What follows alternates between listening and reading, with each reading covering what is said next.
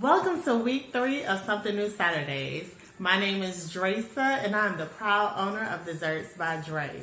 This week we are doing a recipe from book 12, which is Weight Watchers Healthy Lifestyle Cookbook. Now I'll be honest, looking at the front of this book, I was not too excited about what recipe I would have, but I said this is what it's all about, trying something new. So I have page 74, and on page 74 we have a recipe for spinach and pasta casserole. Now these dishes are intended to be healthier for those that are using the Weight Watchers program. However, because I don't have a lot of the ingredients, but I do have an alternative to some of the ingredients, I did tweak it just a little bit to fit the ingredients that I already have in my kitchen.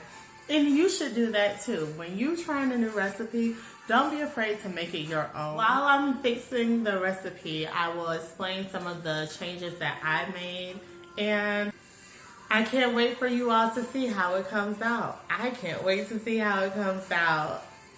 A tablespoon of butter, unsalted butter instead of margarine. I also have 1 tablespoon of cake flour instead of all-purpose flour. I'm pretty sure it'll be fine. It is what it is.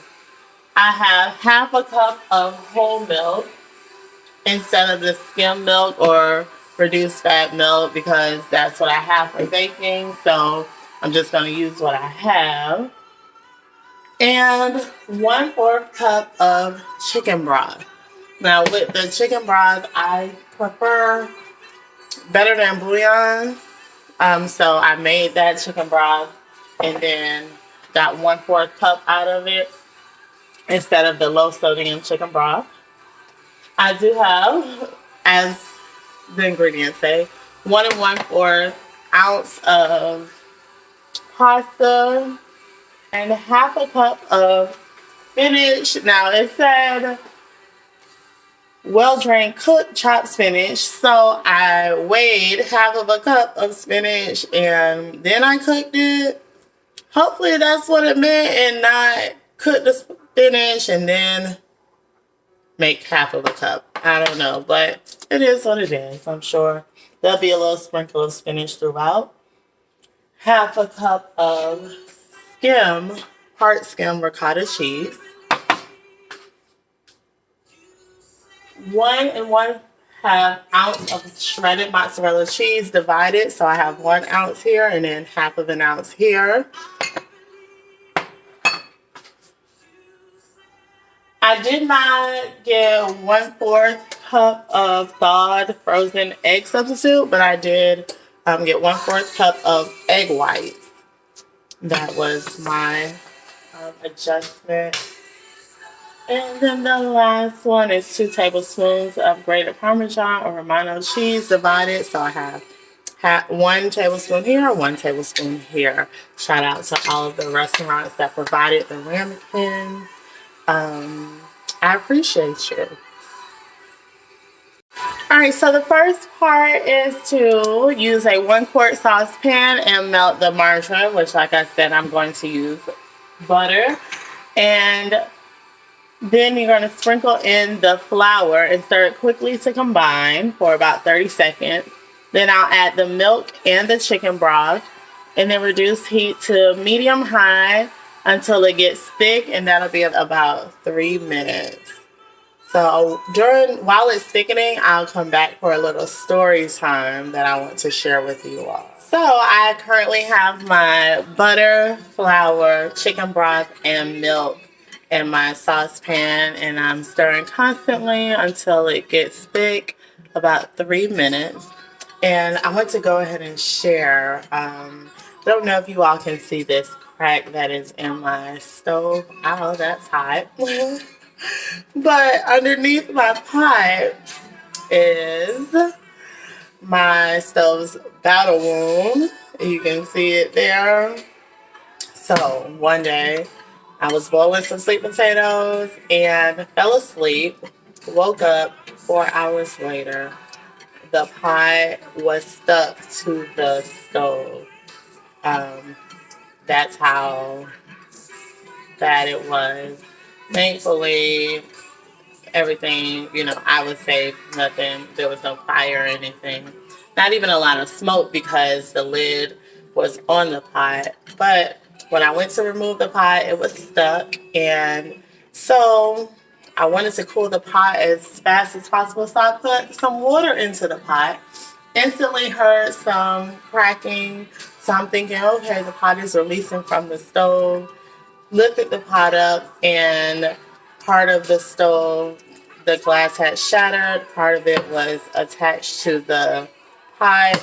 The label, which it was an Aisha curry pot, like this one. So Aisha curry, if you want to, sponsor you, girl, or send me a new pot, please.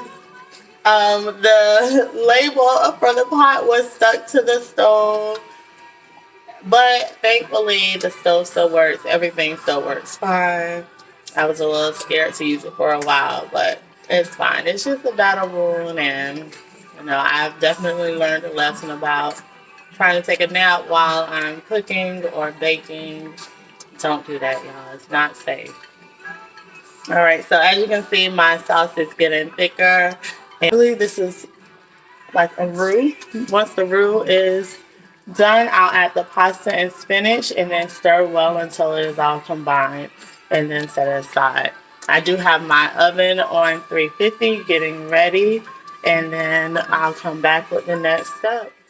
Here is my pasta, spinach, and roux mixed together.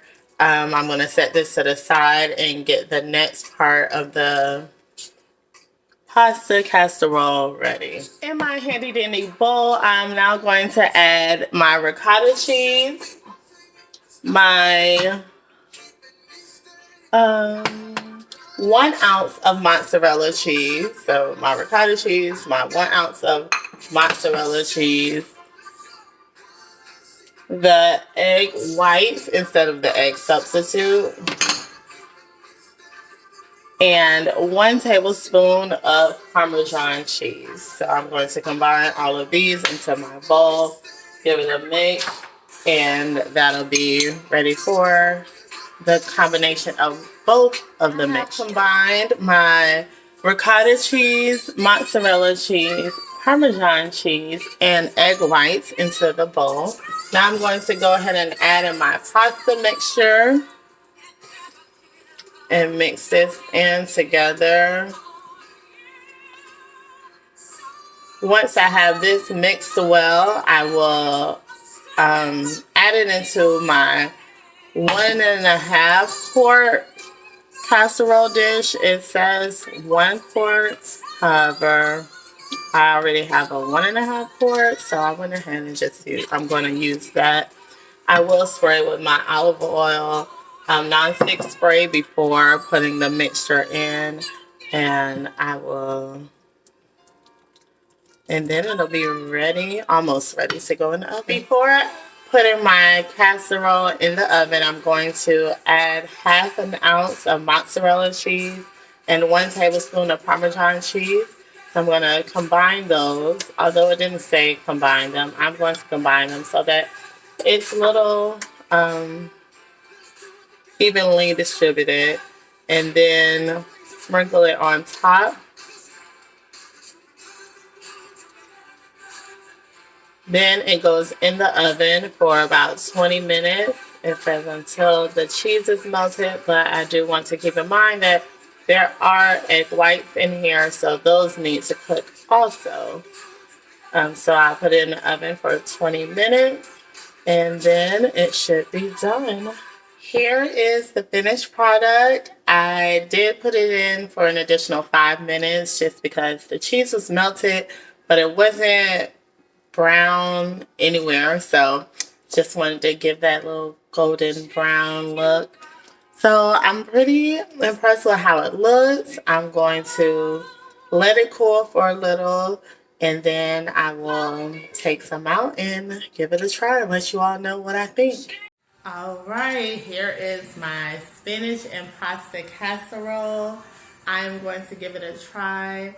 I would dare not say that it looks like macaroni and cheese, with spinach in it, or maybe like a white cheddar macaroni and cheese or whatever. But it does look delicious. Cheese is my favorite food, so the fact that it has cheese in it, I am anticipating that it will be good. I would use a little bit more spinach next time if I was to try this recipe, just to give it a bit more vegetables. And because it's called spinach and pasta, I want the spinach to be present. So here it goes.